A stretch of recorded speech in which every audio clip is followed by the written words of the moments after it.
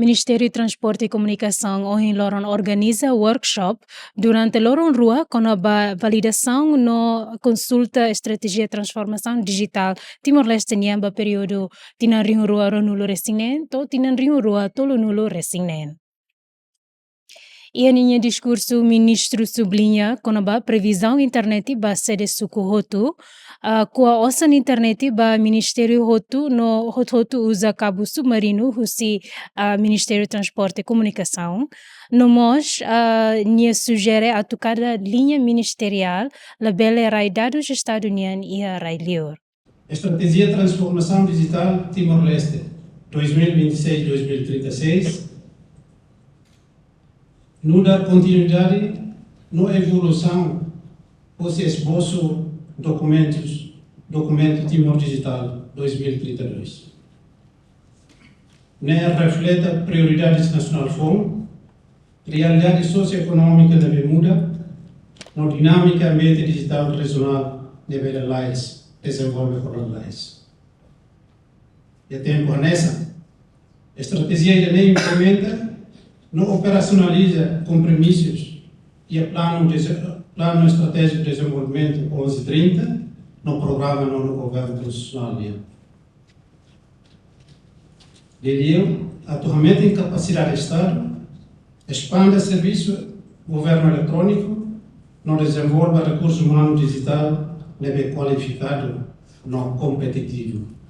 Além de Irane, secretário de Estado de Comunicação Social, mostrou em discurso e sublinha ponto tolo nessa transição infraestrutura para conteúdo ASEAN, remete em sinergia digital no segurança e informação, no mos sinergia ASEAN para iha Timor-Leste chairmanship iha tina rinurua ronulo recensia.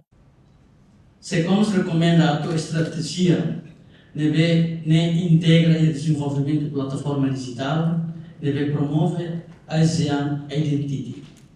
Não usa linha local, cateto, não é informação estadunidense, deve todo o povo toma, incluir-se na área remota, pode a menos get informação que digital divide.